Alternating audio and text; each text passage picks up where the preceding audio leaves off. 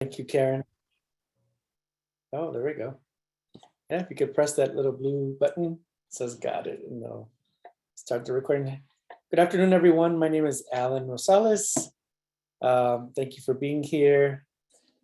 Today, we're going to talk about a really important topic, something that I've been working on for almost 10 years in creating and working with anti-bias education components in the classrooms. Currently, I am the Senior Program Advisor for the Carol Robertson Center in Chicago, and there I design and implement professional learning communities for the teachers, which is really exciting. I've been in the field for about 28 years in different capacities, and I've been in the classroom, I've been a director, manager, coach. I present all over the place, nationally, at NACE, Head Start, National Bilingual Conference, National Multicultural Conference. I'll be at the Leadership Connections Conference next month. And I also teach early childhood courses at National Lewis, bilingual education courses also at Roosevelt University. So that's a little bit about me. I'm also an author. Last year I wrote a 4 storybook series for children on building resiliency. And I've also written a book called Mathematizing, which is a teacher resource book to help teachers incorporating arts inquiry-based math in the classroom. And so welcome. If you're able to present yourselves, that'd be great. This is an interactive webinar, so I am going to ask a lot of you to participate in sharing your perspectives. You can use the chat as well. But it's always great to have some of you unmute and share your perspective live so we can have these deep conversations around the topic. And so let's get started. All right, so here are our objectives for today. We're going to identify an anti-bias literacy framework and some of the practices I developed to support teachers in integrating these components in the classroom. And then we'll describe the importance of engaging children in literature studies. And literature studies are just long-term studies that incorporates literature over time, and that it incorporates this cycle that I'm going to share with you in a second. We're also going to work together on creating, analyzing a storybook. So there's a tool that you'll receive, just a little handout that we use to analyze storybooks to see what their potentiality is for learning, their learning possibilities. And you'll also get a lesson planner. It's just a one-pager. And that one-pager is used to plan a read aloud intentionally, right? In the classroom, many times we'll have about 2 to 4 read alouds throughout the day, and I always say that at least one of them should be an instructional read aloud, right? An instructional read aloud has different components and protocols that we follow so that it's strategic how we teach the children. And at other times, read alouds could just be recreational, right? And whatever comes out of an open-ended reading. So we'll work on that as well.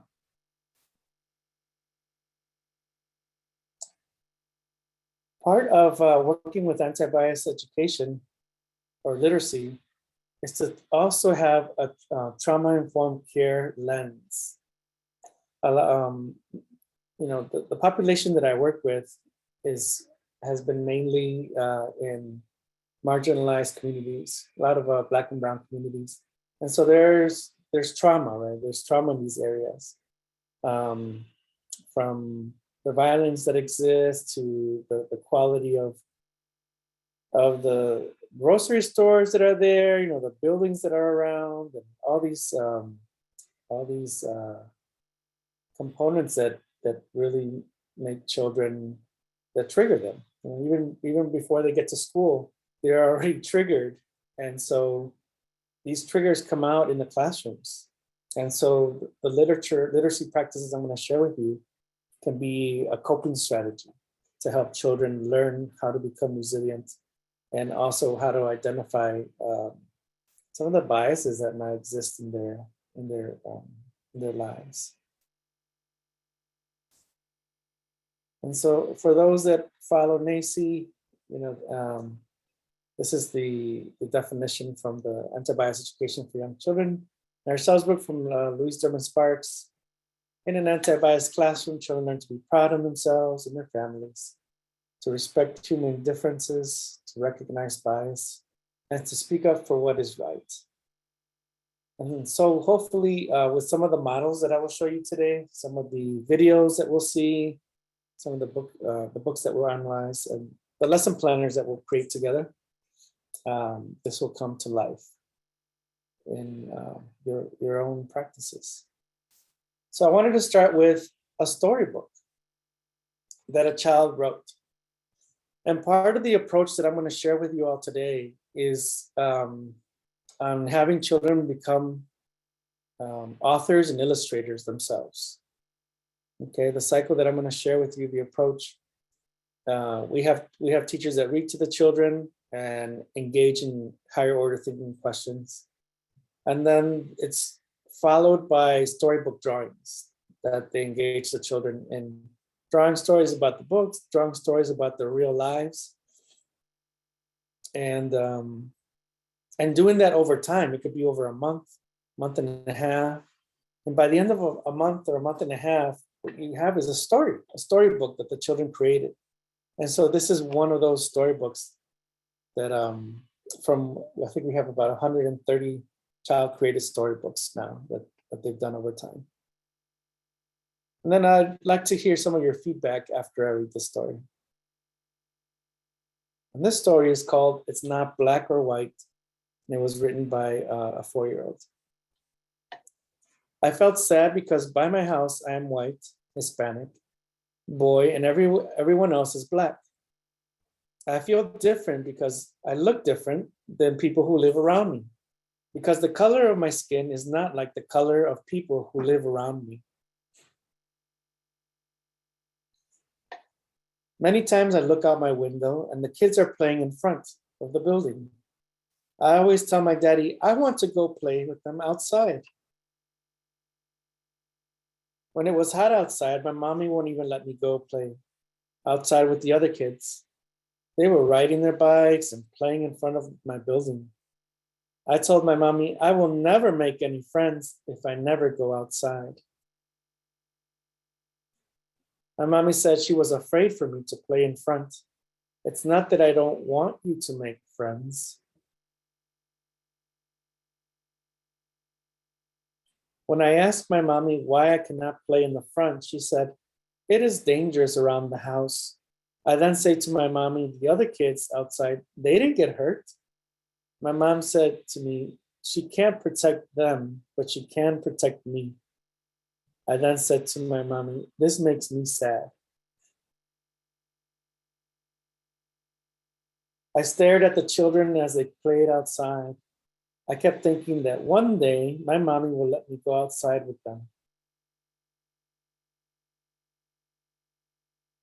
I asked my daddy, what can we do so I will be able to play outside with the other kids? My daddy said, maybe we can talk to the neighborhood to see what we can do. My daddy went to the neighbors' houses to talk to them about the crime in our neighborhood. They were worried and scared like my daddy was for me. The neighbors had decided to walk around the neighborhood with signs to make everyone know about the crimes and to join in to help the crimes stop. I was able to go to the park in my neighborhood and play with the other kids. I found out it was not black or white. It was crime that kept us from playing together. The end. So what are some reactions, feelings, and thoughts about this child-created story? It'd be great if you could unmute and just share your perspective.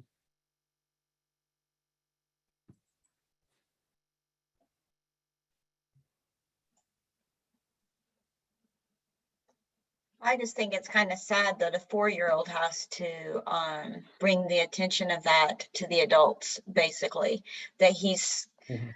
sad and not being able to play with his friends. And he kind of, it's sad that the adults hadn't done something beforehand. Oh, I see. Mhm. Yeah, that's a good point. Yeah, and this is a true story, by the way. Like it really did happen. Like the little boy had talked to his father, and this whole they went through this whole process in their neighborhood. I see in the chat, Jamie says it's kind of heartbreaking at first. Then Josie says, such a young child to even be aware of the word crime. Yeah, absolutely. How about others?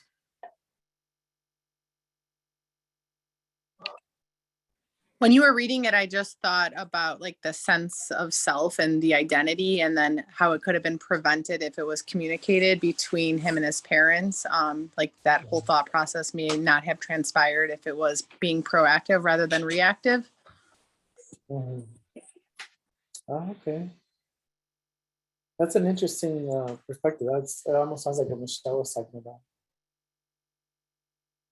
You know, what happens many times also is that, you know, we've sheltered children in our literature, right? Like we bring in books that have to do with fish in the sea and you know, animals in the forest and farm animals, you know, like cute little stories, which is great. You know, that should be part of the curriculum.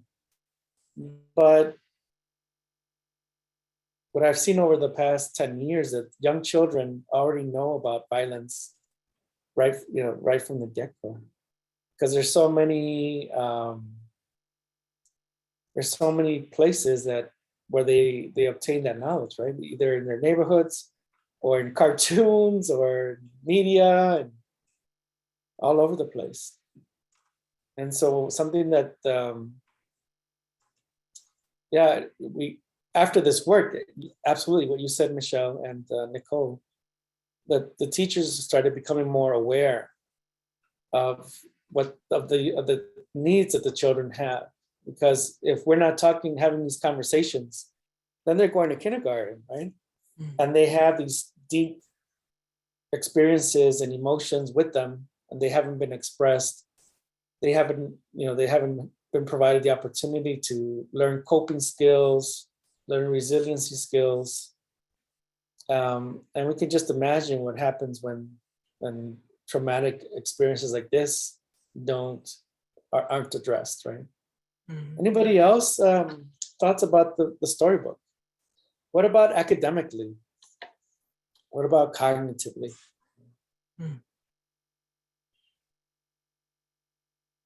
What's the benefit of these long-term literature studies? I mean, academically, you're seeing their growth, obviously, and their critical thinking skills, and their questioning abilities to seek out answers, you know, through what they're interested in learning about, whether it's something traumatic like this or something simple and, you know, fun. But either way, it's a long-term study on just their growth in a way. Yeah, I love that. Thank you, Michelle. Absolutely. It's, I mean, this took about a month and a half, right? So imagine the work that the teachers have had to do to find the books that align to this experience, to plan the questions that they're going to ask the children throughout this experience. And then you see you see the quality of the thinking that happens over time. You see the quality of the drawings that happen over time. You see that the child is expressing themselves and that they're sharing these experiences with others, you know, so there's a huge benefit by having this platform for children to express themselves and build these kind of stories. Thank you for sharing. Let's move forward. And so this is the Antibias Literacy framework that we created to support children, to support teachers, right? To support children with anti-bias literacy work. And so what you notice here is a couple things. First, you have topics, right? If you notice on that second row, there's a list of topics that we focus on: culture, race, class, family structure, different abilities, gender, faith, and spirituality. And there could be many more, right? But these are the ones that we come up with. And then there's 3 stages that we focus on. Stage 1 is identity. Stage 2 is cultural competence. And stage 3 is social justice. And so what happens, typically we purchase books that we like, right? They're fun, they tell a story and all of that. In this approach, however, what we want to try to do is purchase storybooks that align to stage 1. And stage 1 has to do with building positive identity, building respect for the identity of others. And then reading those storybooks and creating some stories, drawing some stories. So those 2 things, though, building positive identity of self and then building respect for the identity of others, that would be considered a stage 1. And so when you look for books, you might, these are some of the questions you might ask yourself. Does this fit a stage 1? Is this book talking about the identity of a child? And is it positive? Is it talking about the identity of others? And is it positive? If so, then that would be on the list for stage 1 books. In stage 2, it's about cultural competence. And so the 2 things that we focus on are the books that we're purchasing maybe might fit into a stage 2 category. And in stage 2, it's all about collaboration, engaging collaboratively with individuals of different cultural backgrounds. And when I say different cultural backgrounds, it could be home culture, right? Because we all have a home culture. So even if you're in a neighborhood or a town or city that's not that diverse, it's still, there's a lot of variation, right? There's home culture and there's different kinds of cultures. Even in Chicago, north side is different than south side. South side is different than west side, right? We all have different home neighborhood cultures. And then in a stage 2 book, we want to teach children about negotiating between the differences and perspectives. And so in a stage 2, we have some differences, right? Like Michelle might like pizza, right? And then I might like, let's say, I don't know, another meal, like whatever, salad or whatever. And we learn about our differences, but guess what? We might have an activity where we use pizza and salad or some other cuisine and we fuse it together, right? And now we're making this beautiful dish together and we're calling it a new name. And that's our way to celebrate our differences, right? By combining, stories or food or clothes, like all these things. Everything in stage 2 is about learning to collaborate with others. And then if there are some differences, learning to negotiate things as well in a strength-based way. And then you have stage 3. So in stage 3, it's about advocating for self and others, and then standing up for the rights of self, peers, and the community. And so some of the storybooks, these could be some of the questions you ask yourself. Is this book about advocacy for self and others? Or maybe there's some form of inequity that happens in this storybook, right? And it could be any book, right? Even like something as simple as Goldilocks and the 3 Bears, right? Because that wasn't pretty fair what she did. She just went in there, broke in the house and started breaking things and eating people's food. And then when they tried to talk to her, she just ran out the house and left, right? Even that, it's all about the lens in your conversation. So there's many storybooks that could, depending on the lens, that you can have stage 3. And so what we've been doing is, besides having our general books, is using this framework to build out a library for ourselves. And so, for example, if you look at the chart here, you'll see that for every topic, there's a book that aligns to that stage. So for cultural identity, there's a book called My Name is Yoon, which talks about a South Korean child moving to the US and the significance of the name and all of that. It's pretty cool. And it's all about identity.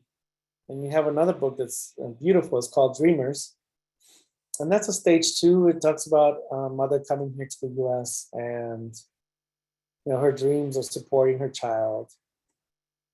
And then you have a stage 3 book, one that's called Separate is Never Equal. That talks about an inequity there. Same thing with race. The Day You Begin is all about the self and the color of my skin, my hair being curly and all of that. The Other Side talks about two girls that weren't allowed to play together. And eventually they problem solve and figure out how to do that.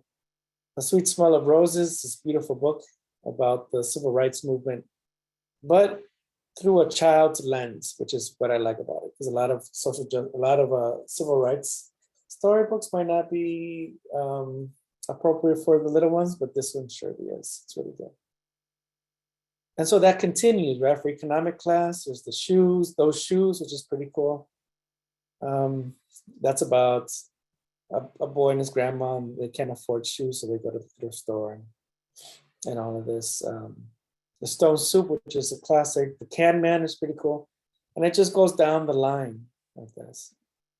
And my point here is that when we want to promote an anti-bias literacy lens, this is one opportunity for us to think, we can create our own little library, anti-bias literacy library, based off of these 3 stages. And a little simple trick that I do sometimes is if you go to YouTube, there's a lot of read alouds there already. And so before, if you're not able to go to the bookstore or something, check those out, see if you like them, if they fit in one of these stages, and then you can order them. So that's a little strategy I use to support the community. So any questions on this framework here that I'm sharing?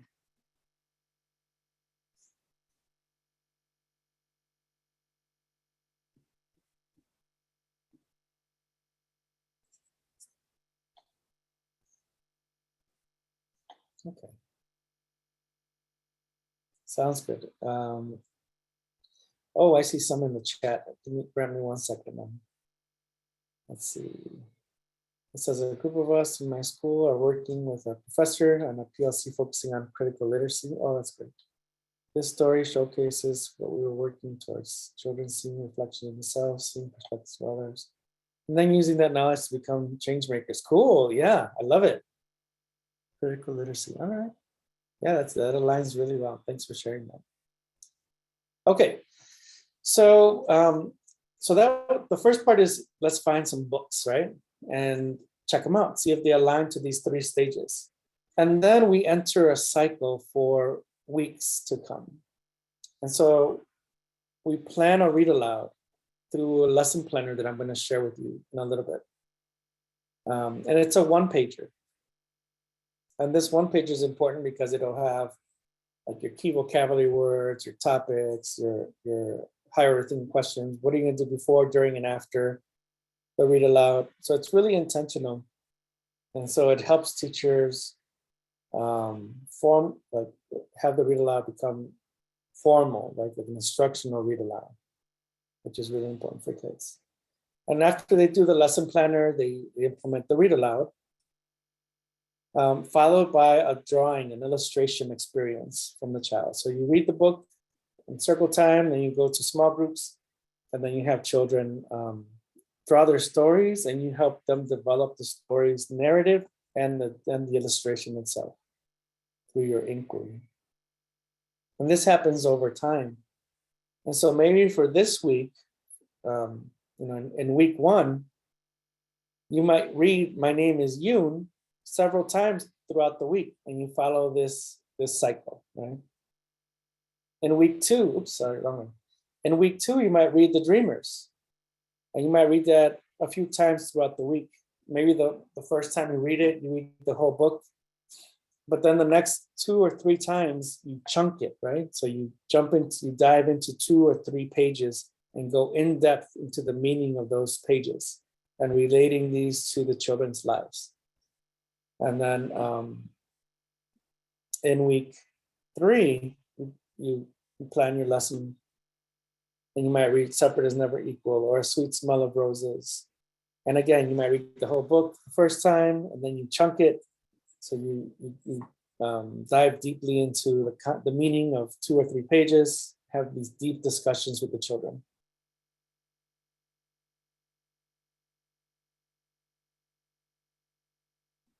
And so in stage 1, it's all about identity development. Children begin to understand differences and develop positive identities. They name and celebrate their own identities and see themselves reflected in the environment. And this is fundamental, right? We know that some children's backgrounds are more represented in books, and sometimes they don't see themselves. And when they don't see themselves, when they don't see powerful models of themselves, it does affect, it affects them deeply. It starts building biases within them, sometimes in a negative lens. Stage 2, you have the opportunity to showcase who they are and learn deeply about who others are. And so they have these conversations about differences, about collaboration, about negotiations, right? If there's something that you don't agree with, let's negotiate these ideas in a peaceful way. And then in stage 3, enhancing, children think about what is fair and unfair, and undertake and understand they have the ability to stand up to injustices, speak with courage, and take action. And so in this stage 3, what I've noticed is that there's a micro and a macro experience, right? You might have some injustices that happen in the classroom. Some of them might be cute and so forth. Excuse me. Sorry, I almost died. But maybe there's a conversation about girls don't belong in the block area, or boys don't belong in the housekeeping area, and so forth, right? And you might have this conversation about why that might be unjust, right? What children miss out on if they're not allowed to be in those rooms. So that's at a micro, at the micro level, where it's in the classroom and come together, maybe create some rules, some stories, and so forth. And then the macro happens in the neighborhood, in cities, in the world, just like that storybook that you heard earlier. That happened in the boys' neighborhood, right? So that's more of a macro lens. And the teacher might have conversations about resources. That's super important for children to begin, and families to begin to understand what resources are available for them. And resources tend to be people, places, things they can do to support their families through their challenges. And so I wanted to share a stage 1 video with you. It's a quick one. So grab me 1 second as I change.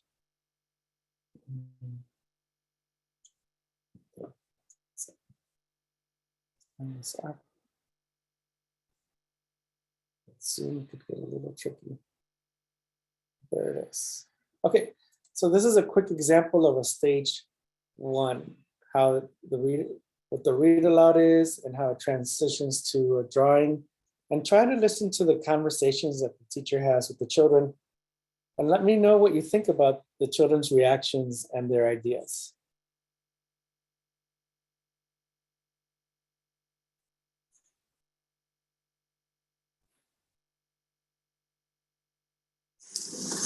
One day we were playing outside in our yard when my brother got mad and he pushed me so hard that I pushed pushed him right back with all of my might. And as quick as a week, we were having a fight. Like a war. What does a war mean, Dustin? What does war mean? A battle fight? A battle fight if you're tired. But what a battle fight if you're tired? But what does a battle fight mean? Yes, Olawai. When you're having a fight, then you get sweaty. Then you start sweating. A fight, yeah, you're working up a lot of energy and you're hitting and you're punching, you begin to sweat. But what does a war mean? What's a battle fight? A battle fight is when you're fighting somebody and the two people.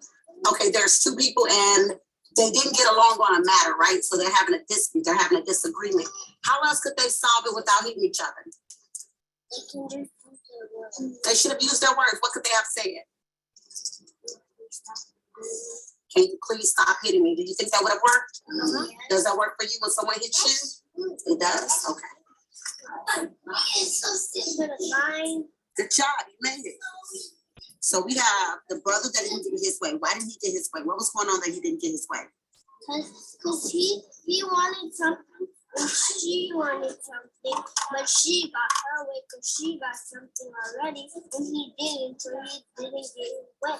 I have a question. What if the sister would have never came and offered them some soda pop to settle their difference? What do you think would have happened? She gave him a drink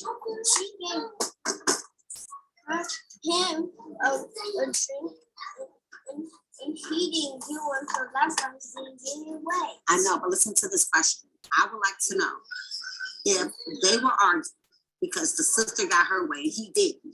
But then they made up, right? Because the sister came and they were thirsty after they were fighting. And she offered them some soda pop. But what if the sister never would have came and offered them some soda pop? Do you think they would have still been fighting? Or do you think they would have compromised? What do you think would have happened if the sister never came in the picture? They can just talk to each other. And she can be him, and she can be him. So these two could have just talked and worked it out and then they would have got their own pop? Okay. Okay. So some thoughts, reactions about this video.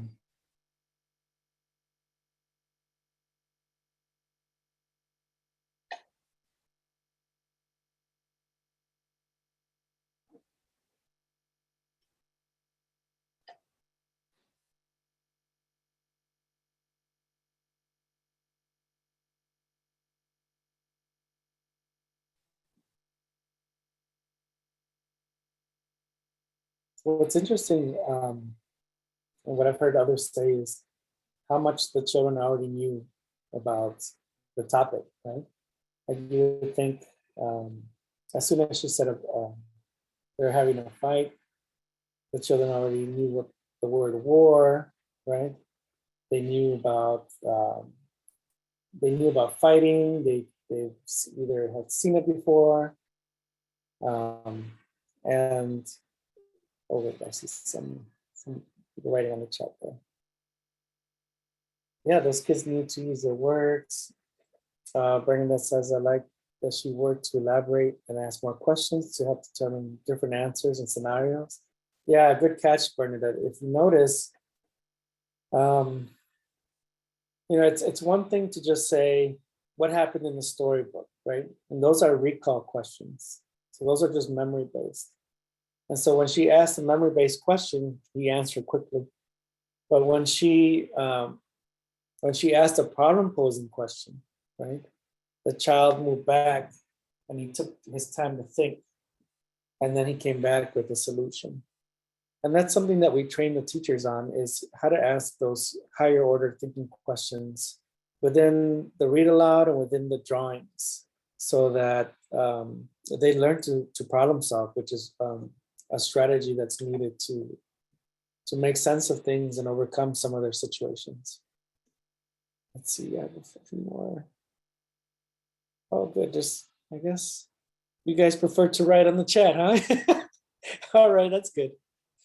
I think having the children draw what they are thinking or seeing in the story is a great way to have them communicate their feelings. Awesome. And we as teachers take the time to listen. Children have lots to say about events. Yes, absolutely. I think it was good that she was helping them work through a problem. And then Kelly says, the teacher worked very patiently with the child when drawing and kept the communication going. Plus made sure she had clarification with the child. Yeah, awesome. Thanks for sharing, everybody. Awesome. Okay, and then we have a stage 2 video that I'd love to show. Grab me 1 second while I bring that up. And to give some background, for this one, some of the children in this classroom had experienced a shooting that happened in their neighborhood. I'll have to close this one out first. Okay.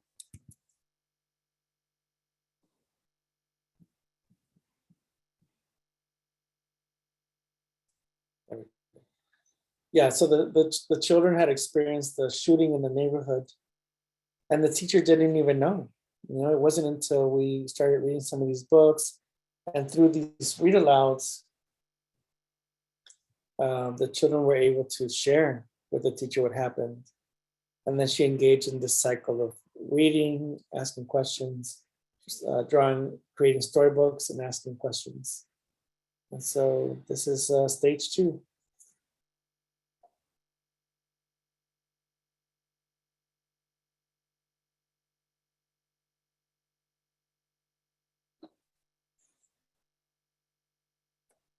So remember when you said that we can make a drawing or we can write a letter, you know, we can send that to them and then to the people or los gangueros. And then maybe we can make drawings and a letter and then we can send that to them. We can see how we can relate the message to them. Okay. Yeah, okay. So you can use markers or this or that. Okay, make a drawing about how can we relate the message to them? That can be a solution. Don't shoot no one else. Never. Okay. Okay. Mm-hmm.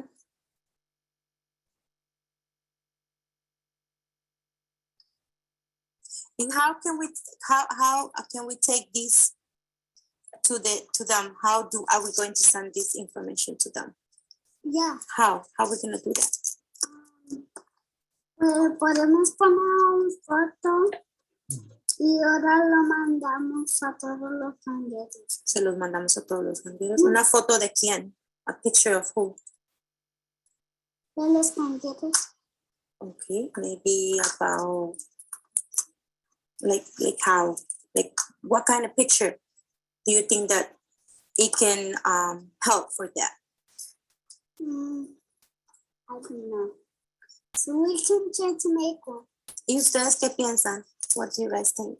We can send it to his dad and mom. To their parents, so they talk maybe about this, right? The golden rule. ¿Qué pasó, Ani? ¿Qué hiciste? Les pueden ¿Lo puedo ver? Si los strangers ya tienen el golden rule, le pueden dar flores.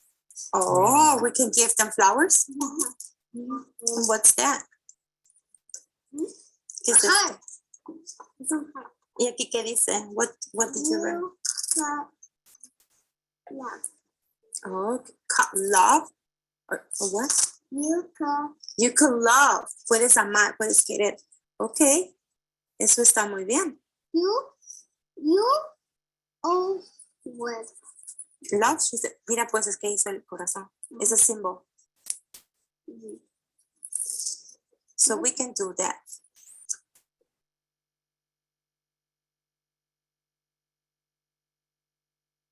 And so when you see the drawing that the child has here, it's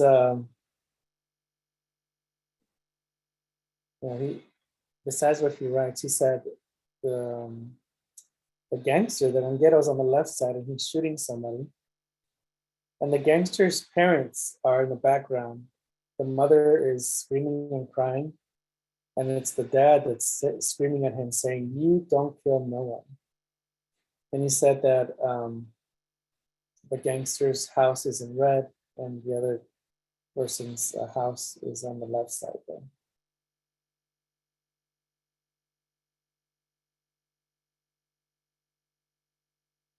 Okay, and so yeah, let me hear your reactions to this first, and then we'll have a quick conversation about this.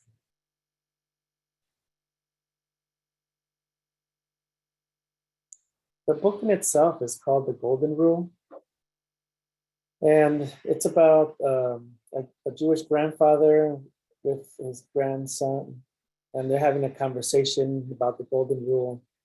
And the book talks about how the Golden Rule translates to different cultures and different areas of the world. You know,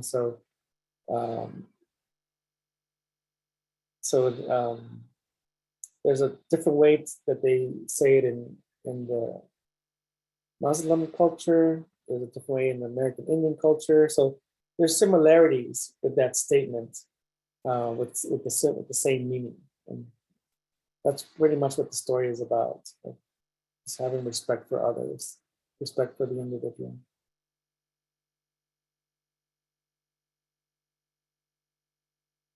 So if a couple of you can unmute and share, that would be great. I do notice that you love to write in the chat too, so I'll read some of these.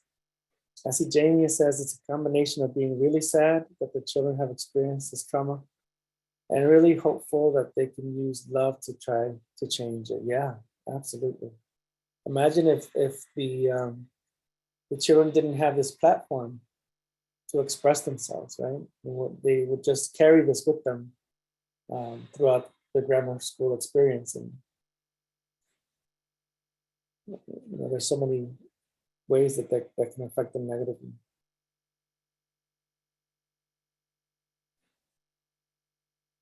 Any other reactions or thoughts?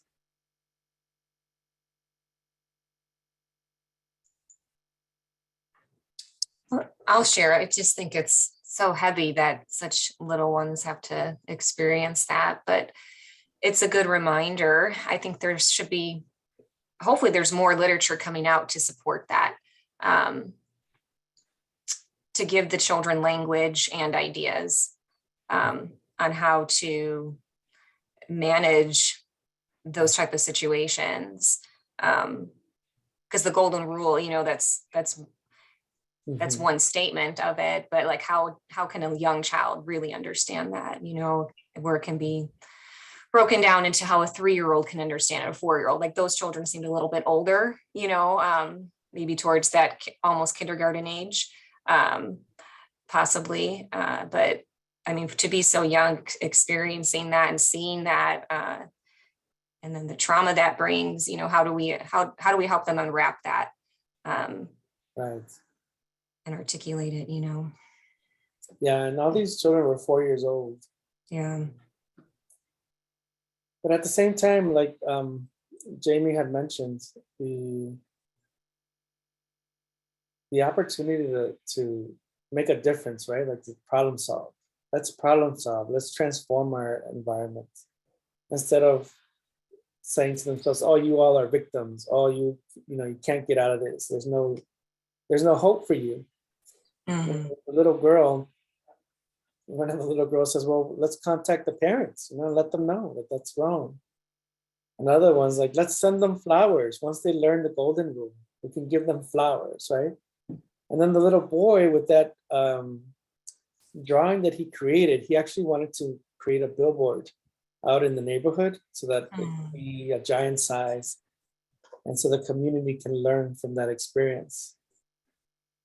You know, these are wonderful ways for them, like some of you are writing right now about great ways to express their emotions about the situation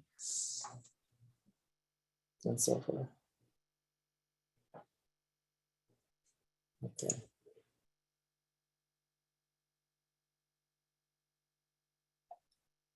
Let's see, it says, it gives me chills to see them walking arm in arms. Erica says, my heart, this is the ultimate example of giving a child voice. Thank you, Joyce. Sarah says, I love this, totally helps them learn to take the initiative. Absolutely. I like that it taught the kids to advocate for themselves. So something they thought was kind of unfair, they fought against it and tried to make a difference. Yeah, that's a great point. I mean, these are kids that, believe it or not, have never been to the beach, have never been to a museum, have never been, to so many places that many other kids do have those opportunities.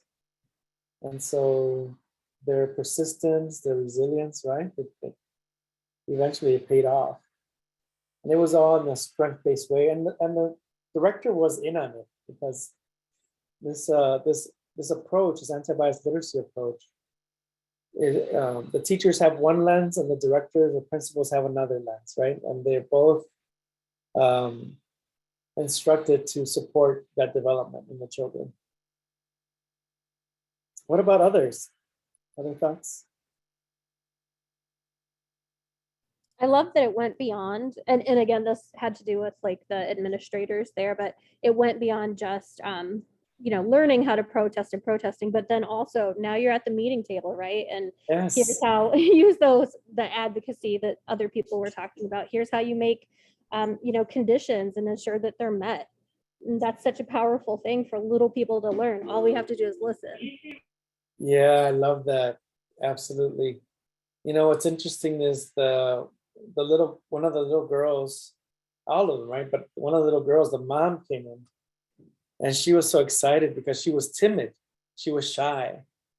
And after this experience, she said she would advocate even at home, like for her dinner or for her things, like she would speak up, so she learned to come out of her shell and talk more, communicate more.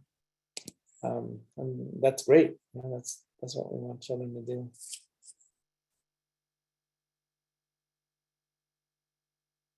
Anybody else have some comments or questions?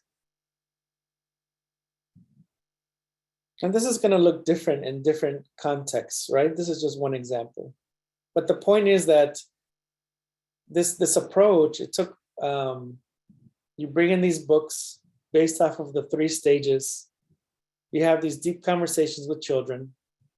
And we're gonna, you're gonna learn so much about the children because they know more than what we thought they knew. And from that background experience that they bring in, they create these wonderful stories, and you can develop these wonderful experiences for them to help them become problem solvers and critical thinkers and resilient, right? Because going to grammar school is not an easy thing. It's gonna be tough for many children. So, okay, so let's move on. I hope you enjoyed those videos. And so let's do a little bit of analyzational work. Okay, this is what's going to be needed. Hopefully, when you purchase your books in the near future, you keep this in mind, right? What are some of the biases that might exist, even in the books that we have now, right? And we talk about, a funny one that I talk about is Rainbow Fish. And Rainbow Fish is a classic, right? I love Rainbow Fish. But what kind of lens does Rainbow Fish have? It's usually a social emotional lens. Let me turn it right here. Social emotional lens. Because what happens in the story, right? Rainbow Fish is this beautiful fish with all these fancy scales, right? And everyone else doesn't. And so, the octopus says, hey, if you want friends, you should share your scales, right? And he does, and then he has friends, correct? However, a lens is everything, okay? Because we're taught to, like in that book, we're taught, yeah, you should share with friends, and now you have friends. Now, if you have an anti-bias education lens, the question would be like, why would you need his scales to feel good about yourself? Right? Why would he have to share his scales to have friends? Right? So the lens changes. And this is something that as educators, we're like, you know what? I never did use that lens, but that makes sense. those fishies, they should love themselves the way they are. And we have to come up with a plan for them to feel positive about what they look like, no matter what they are. And there's something, just rainbow fish. We've been reading rainbow fish for years. I bet you all have. And it's always SEL, friendship, and all that. But when you change the lens, positive identity, right? Negotiation, collaboration. Okay, I might have these scales, but guess what? You have experiences, talents, and interests that you bring to the table. Let's work together on doing something, right? And then social justice. If rainbow fish, if something isn't fair, right? Then let's create a story about it. Let's talk about it. What would that look like? For example, if rainbow fish had special privileges because he had these beautiful scales, right? And you just come up with some provocations like that. That would let's listen to the children. What would they say? You know, what would that look like? And what would their stories look like if they're able to write those? And then the book on the right there is Uncle Nacho's Hat.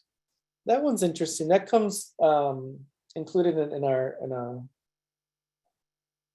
a curriculum out there, and it's a cute book. The problem is that it shows, for example, if you read this book to the children that were in the previous video that I showed about the traumatic experience, right? Which is mainly a Hispanic population there. And books like this show models of Hispanic males in a bad way, right? Like in poverty, ripped hats, poor houses. They make fun of him. They make fun of the ladies in there. They whistle at the lady. Like all these little biases that exist, and that could, that's not going to promote children's image in a positive way, even though it's a cute book, right? And these are things that we have to take into account. Are the children being represented in the books? And it's not just, are they in the book, right? Are they being represented? Are they good models? Are they problem solvers, critical thinkers in the book? Do they come up with their own solutions at the end? Are they resilient? All of these details matter when you're reading books to children. And so please take those into account. And so something that I created to support teachers is this storybook analyzation form. And what I'd like to do together, what time is it? 5 o'clock? Oh, yeah, we have some time.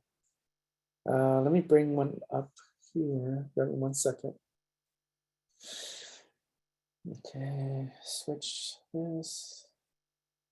Okay, so here's the form. I'd love for us to work on this together. Oh, this is a second one. Okay, we'll work on this one and then I'll send it to you afterwards.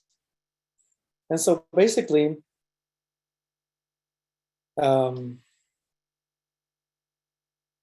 see. When we think about a book, let's analyze it for potential bias, right? And what we're going to do with these books is there a potential bias with the characters? So, for example, the Uncle Nacho's hat right there. Oh yeah, there's potential bias there, right? Big time. Because of his character, the way he looks, the way he talks, and so forth. The setting, is there potential bias in the setting, right? Are specific groups of people always seen as being poor or victims or living in certain communities? And then the plot, could that be biased as well, right? Like what potential bias is there with the Rainbow Fish book that I just shared with you, right? The plot there. Is it just because someone who looks beautiful and has fancy shoes or scales or clothes, right? That they're going to be honored and thought about as this grandiose individual? Or are we going to have conversations about it? Hey, You know, you're beautiful the way you are. Your color is gorgeous. You know, love yourself. And you bring so much value to our classroom. And so let's see. Let's talk. Have all of you been exposed to? I'm assuming Goldilocks and the Three Bears. I always go back to that one because that's one of my favorite classics. Is that okay if we focus on Goldilocks and the Three Bears? Okay. I see some people nodding their heads. That's good. Okay, so we would type, you know, the book there, Goldilocks and the Three Bears, and the anti-bias topic. Let's think about the characters in Goldilocks. What are some potential biases with the characters in that book? And it'd be great if you could just unmute and state your idea. Think about the characters in that book.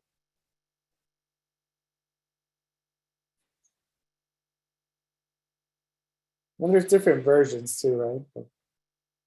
One version I remember, the mom tells Goldilocks, don't go into the woods, right? And then she's, okay, go ahead. Tracy.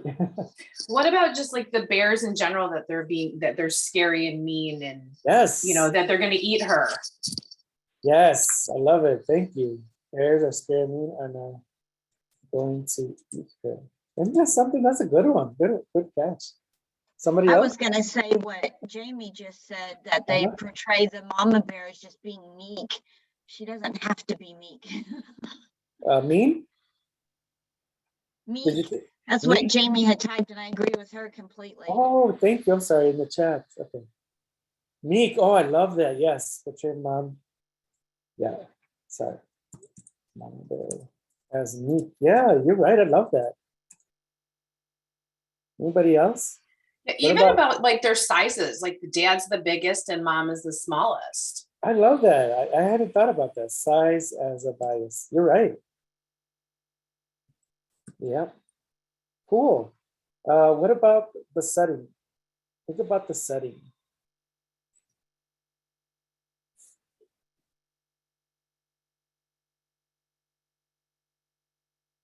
And of course, they're in the woods, right? In the bear's house.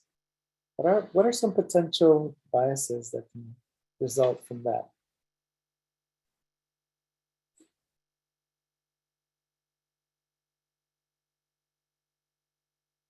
Oh, Jamie, I love when the children are in the background. So you could just unmute. It brings so much joy, right? When you hear those kiddos, even if they're loud. So don't worry about that.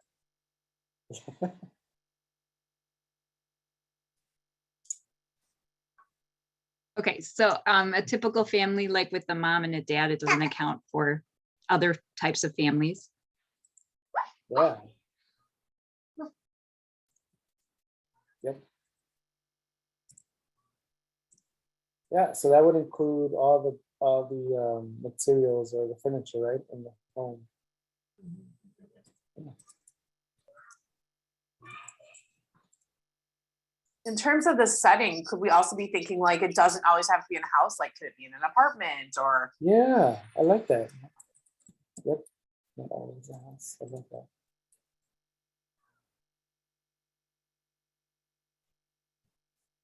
See, that's why I love when we collaborate. Everybody has their strengths that they bring to this conversation.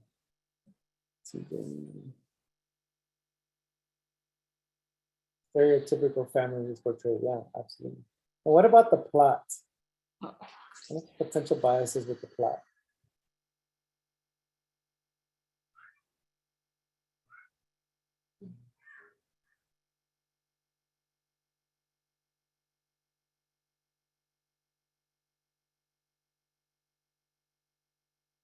Maybe that because she's a little girl, so she's going in and she's breaking all these items that children are careless and reckless and not responsible. Yeah. Yep. Great, and then others?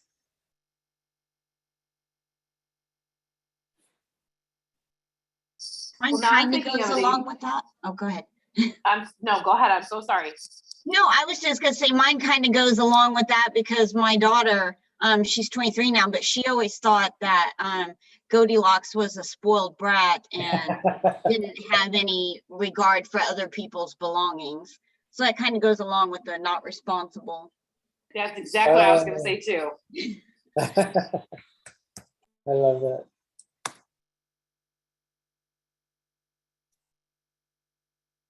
Even the bears, right? Like something as simple as just leaving the door open. I mean, that's something that the children talk about when we read this. Like they don't lock their houses, or they don't have an alarm system. What else do they say?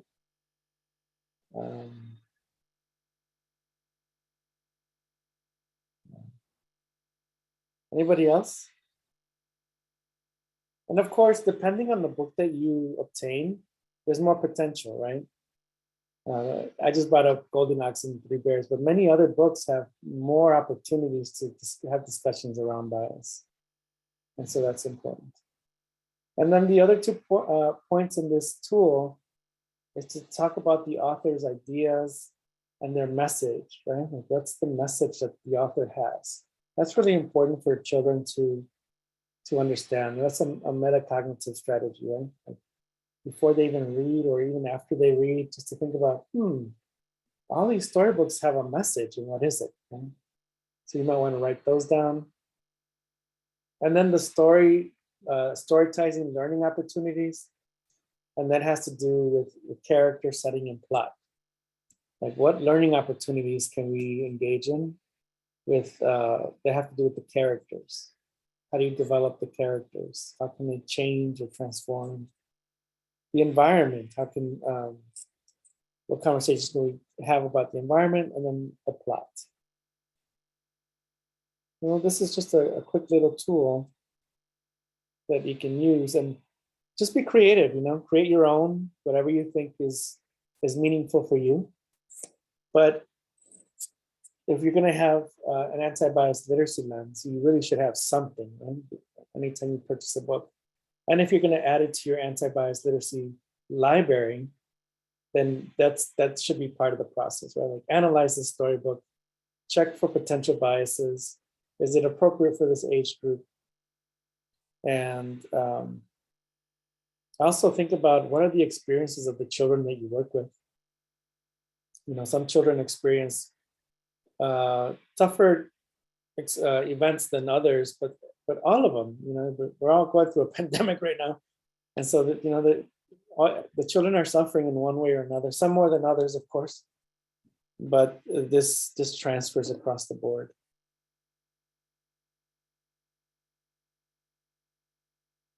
Any questions on this component here?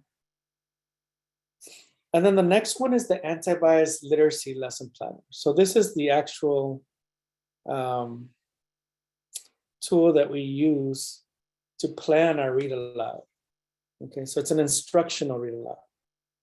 We're going to promote critical thinking. We're going to promote key vocabulary words. We have learning objectives. And so when you look at the example there, you'll see that the book that the teacher in the first video was reading is called "And to Think That We Thought We'd Never Be Friends."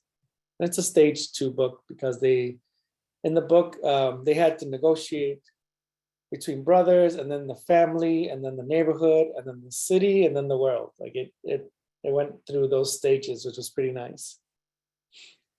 And so we analyzed the book, and we came up with some relevant concepts. So like here, arguments, humor, conflicts and solutions, collaboration, setting, fear, joy and community. These are all potential conversations you can have throughout 2 weeks, right? Maybe the first read aloud, you focus on some, and then as you keep reading, you promote other topics or concepts. Your content and language objectives are really important because that tells us what is it that the children are going to learn. What are they going to get out of this? So the first one is a content objective. It says children will identify and describe conflicts found within different scenes. And so when they, in this read aloud, when they read the book, the goal is for children to identify when there's conflicts, right? And be able to give some details around that. And anytime you write a content objective, you have to use Bloom's taxonomy thinking verb. In this case, it's identify and describe, because those are measurable. So anytime you write a content objective, it has to include a Bloom's taxonomy verb that makes it measurable, which is important if you're being assessed or if you want to assess yourself. And then language objectives, children will state alternative solutions to the conflict, which is a really good learning opportunity. And language objectives always include language arts components, so reading, writing, listening, or speaking. So one of those 4 components has to be written on the objective, whether they're going to speak or read something, write, or listen to something. And that's important, especially if we have ESL children, but for all children when they're young, because they have to have the platform to communicate, to use language arts intentionally. That leads us to the key vocabulary words. And this is super important. It's not just random words. You want to use like what's your top 5 key vocabulary words for the week, right? And these vocabulary words are the ones that are not just general, but you want to include some words that'll help children reason some of the deep questions that you're going to ask. And so, for example, here you'll see some that say argument, complaining, friendly, conflict, negotiating. Like it's not just about saying, oh, there's a conflict and that's fair and unfair, and then call it a day. No, if we're going to ask children, well, how would you resolve this? They have to understand that the word friendly and negotiated solutions, they need those words to reason with. And so you also want to include reasoning key vocabulary words within your list. So that way you're setting them up for success, right? You need to give them the words they need to think critically with. That leads us to your higher order thinking questions. You know, at the basic level of literature, we just ask children, you know, retell what happened in the story. Goldilocks went in, she, you know, ate the porridge, broke the chair, went on the bed, and then she left. Okay, that's a good start, right? Like that's memorization, but that's lower level thinking. And we want to be able to incorporate higher order thinking. And this is an opportunity to write down what higher order thinking questions are we going to ask. For example, here, what are other ideas could you develop to resolve the conflicts? Right? So as opposed to just what happened in the story, what are your ideas? Come up with some ideas. What can the community do to lower the noise level? Now you bring it to a macro lens. And they have to problem solve ideas on how to lower the noise level. With the Goldilocks example, like how are we going to keep, how is the community, what can the community do to keep the neighborhood safe, right? That's not in the story, but it's a high order thinking question.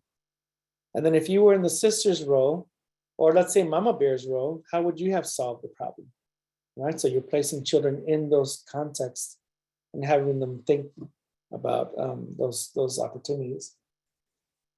Then at the end, there's a before, during, and after component to an instructional read aloud. What are you going to do before you read the book to prep children's minds, you know, to warm their minds up for what's about to happen?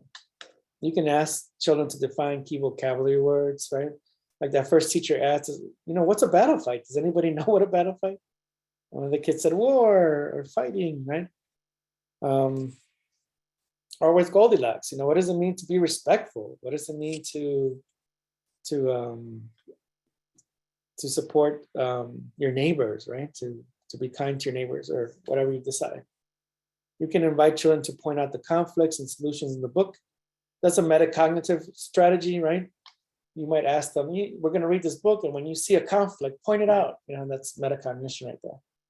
During the read aloud, you might pause during specific sections and have all kinds of questions, like basic questions to challenging questions. And then definitely ask them relate the content to their lives, right? That's really important because it builds knowledge. And then after you read the book, you might have some challenging questions. You know, how would you change the story? How would you have solved the problem? What could be done to further support the bears or rainbow fish or whatever the story is? And then also you prepare them to transition to the story drawing activity. And that's the cycle that happens over time. So some thoughts, some questions about the lesson planner. It's just a one pager. You know, I created a one pager because I was in the classroom myself, so I know that we don't like a lot of pages. We already have a lesson plan, right? So another lesson, you know, no, just one pager, quick and easy. What I love about this is eventually this becomes who you are, right? As throughout time, when you start filling these out, it becomes who you are. So you naturally start developing these high-level questions, these key vocabulary words, these learning objectives, where you won't even need to write these down because it's already organically coming out of it's part of your practice. So some questions, comments. I don't know if there's anyone in the chat. Let's see. Not yet. All right. This one's important though, because this one makes the read aloud intentional. So I'll give it about 10 seconds and then move on if no one has any questions. Oh, and it's 5:23. So it's almost, and this is an initiative that took about 2 years with the teachers to develop over time. You know, so I'm providing this in an hour and a half, but there's more to it, but this is the big idea. Let's see. Would it be best to do this kind of read aloud as a small group activity rather than a large group of 20? Yeah, absolutely. You can choose. You know, every classroom has different dynamics. Some classrooms work better as a whole group, some work better in small group. What I have seen though, which is fabulous, is sometimes, well, what I've noticed when the teachers are trained in this methodology, the children over time, what I saw in these classrooms, they would fight to respond. They would fight to ask questions. You know, like the microculture in the classroom became that of critical thinkers. So in the beginning, maybe 1 or 2 kids would answer, and then afterwards, everyone would raise their hands, and they all had opinions. They all had ideas and comments and solutions. And so that's what was great about incorporating this method. So I like the idea of drawing after the reading the story. I had never thought about that as a learning method. Yeah, absolutely. All right. So I wanted to finish our session with another story, a child-created story. I love this one. This one's cute. This one's called My Family Sells Tamales. This was by a 4-year-old. And these are true stories. You know, these are, we read the stories to the children, but eventually they make sense of it through their own lives. And then the story turns into their own lives, right? Which is what we want to do.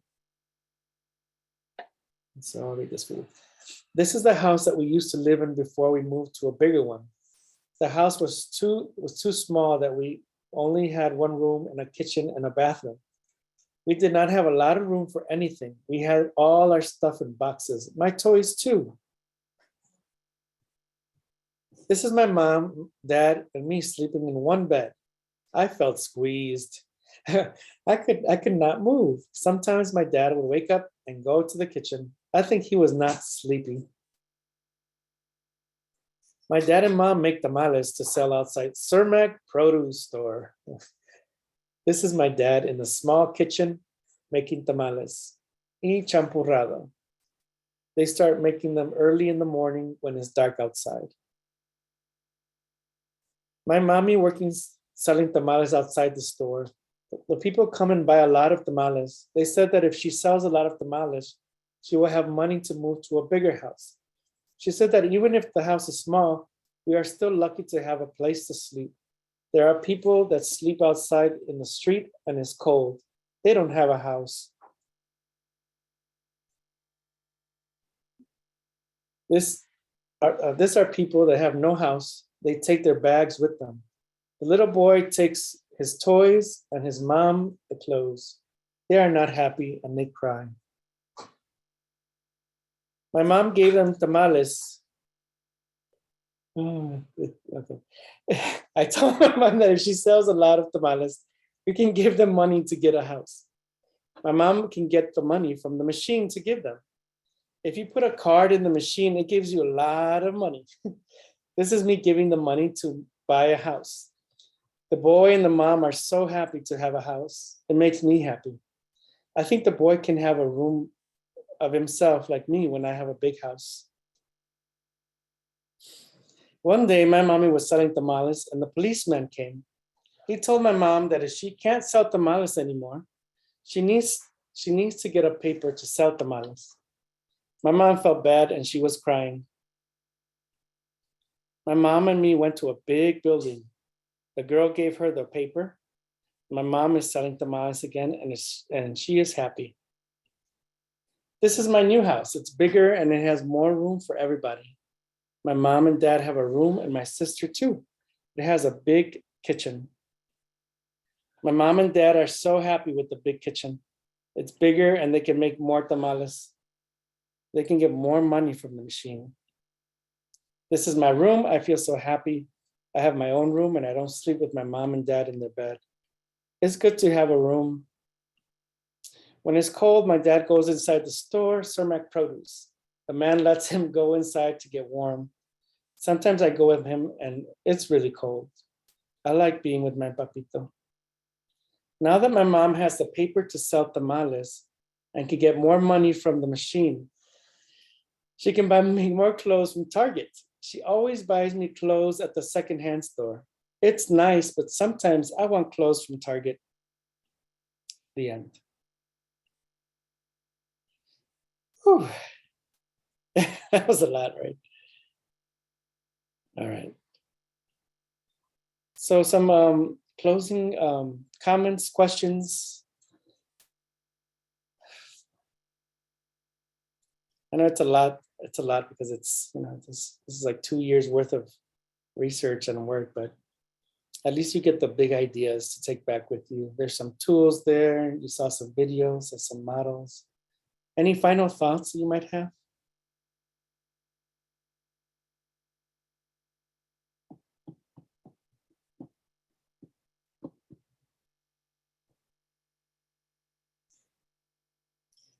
Okay, well, thank you so much. If you have any questions, you can always email me, email Karen, and we can answer. There are any- a few comments in the chat. Oh, there are, okay. Let's see. It says, wonderful story. Oh, wow, there are. Thank you so much for this. Like the idea of trying, I love this approach, reading. I see. Maybe a bit more difficult than my CSE class to use, but I'm certainly going to see what I can do. Wonderful story. I love to see this happening in all schools at all grade levels. Yeah, that's a great comment there. Nicole says, thank you. Michelle says, thank you. I love the thought of getting our kiddos to narrate their own stories. Yes, we do some dictations, but a full story is awesome. I'm telling you, it's fabulous. It's more than just a story dictation.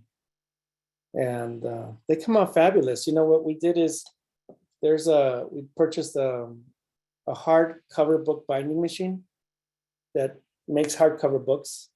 I think it's about $700-800, but we make the hardcover books from these stories and we give them to the families. We have our own libraries in the classroom now from the children's storybooks, which is pretty cool.